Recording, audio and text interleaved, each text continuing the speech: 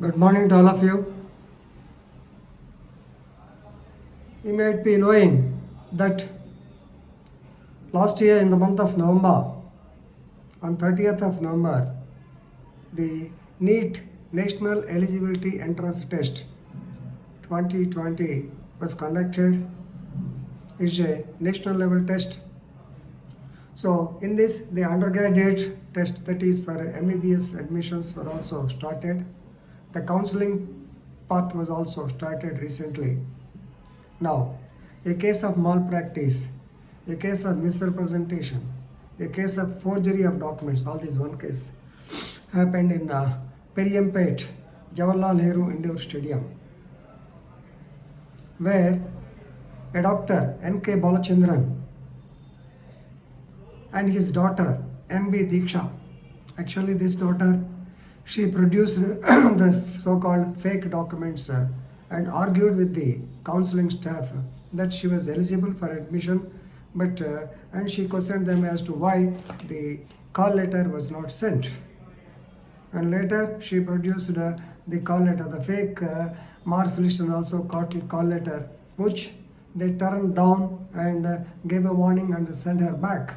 But basing on the complaint, now the police registered a case. Now let us know the background story as to what happened. So this Balachandran is practicing as a dentist or as a dental surgeon in Ramanathapuram district, in Ramanathapuram district of Tamil Nadu, in a place called as Paramakudi or Paramkudi. They was practicing. So his daughter N.B. Diksha, she appeared for the NEET examination, but she secured only 27 marks. Right? But people say that without the knowledge of the father, but whatever is with the connivance of father, whatever it is, both of them now are accused. So she prepared a forged marks list as though she obtained 610 marks, good rank. And also she has actually tampered the photo of the regular candidate, the original candidate by name Hritika, and she has pasted her photo and she appeared for the counseling. Right? During the counseling, they got a doubt because they definitely in the counseling there will be checks and balances, cross checks will be there. They got a doubt and they asked her, so are you clear that you got this much of marks? This way your name is not at all there in the list supplied to us. So her name or marks list was not found with the staff, but she produced it. How can it come? Then they cross-checked and they have clearly stated that Diksha, you got only less marks, that's why you are not called for the so-called counseling. And she said, no, you see, this is my marks list, this is my photo, this is my call letter. And how can you not allow me for the counseling? Then they verified and actually they reprimanded her, they gave a warning to her and sent both the father and daughter away. But they have conducted an internal probe. During the internal probe, it is clearly established that this marks list belonged to N. Hritika, who was the regular candidate. She appeared for the counseling, she got the seat in somewhere in Tamil Nadu, but without knowing that this Diksha has produced the so-called forgery certificate, misrepresenting or duping as though she is Hritika. As though she is the marks list of Hritika, and it was morphed or replaced. Now, such things should not be allowed. If it is allowed, definitely it will become a scam. Therefore, Mr. G. Selvarajan, Additional Director of Medical Education and Secretary of the so-called Counseling of that particular Periyampet area, he has given a report to the Periyampet police station against both the father and the daughter, Diksha, M.B. Balachandran and Diksha also. So the sections of law are section 419, you may knowing, it is misrepresentation or cheating by personation. We call it as cheating by personation. 420 is cheating with as though another person. Second is 464. 464 is a punishment for making a forged document. A person who makes a forged document, he will be dealt with under section 464. 465, 468 also they have added. These are the corrected punishments for forgery, and also 471 is also placed. Section 471 says if the offender uses a fake certificate as a genuine, if the offender attempts to use a fake certificate as a genuine one, he is liable for punishment under section 471.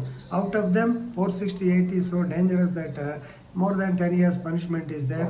Even you cannot give bail also.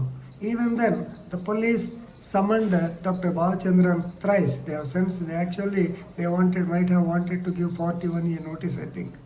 But whatever it is, they have sent the notice. But 3 times neither Balachandran nor Diksha they attended before the police. Then the manhunt or search began. Ultimately, Mr. Balachandran was arrested, and the whereabouts of Diksha are not known. So please remember. Last night, one of my friends came to my house to greet me on the New Year's occasion. When I was inquiring his welfare, he said his daughter appeared for the NEET examinations, and she got seat only in Northern India.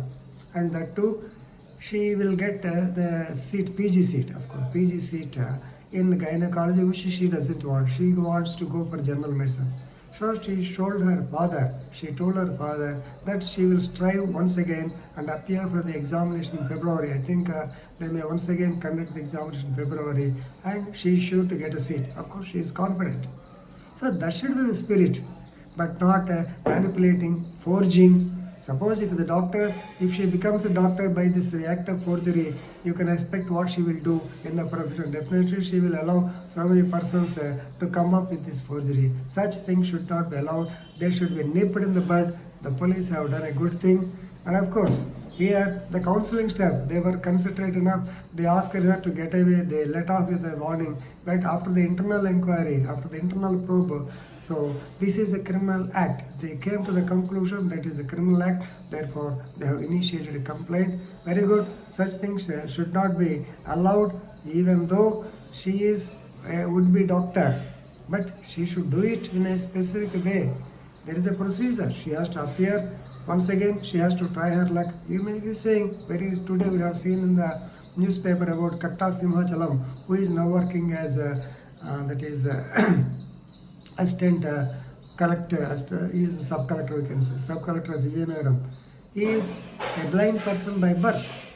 He tried his best. In the first instance, he became a teacher in Kendriya Vidyalaya, Secunderabad. In second instance, he became a foreign trade officer. And during year 2018, he started from 2011, 2014, and during the year 2018 only, he could get the IAS, and now he became a sub-collector. So such is the spirit, such is the effort, and he must make such efforts, not this way of circumventing things, committing forgery and all these dubious things which should not be allowed. Definitely.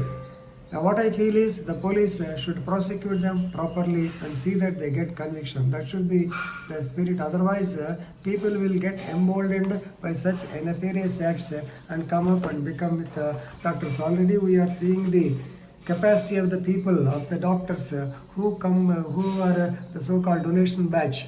They do not know anything. But they have seen so many people, they have established hospitals, now they are the hospital group chairman, so many things. Okay, it's all right. But anyway, see, this type of thing should not be allowed, and the medical services and the police have done a good thing. If you find time, please read the Hindu of Madras edition. You will come to know of this. Thank you.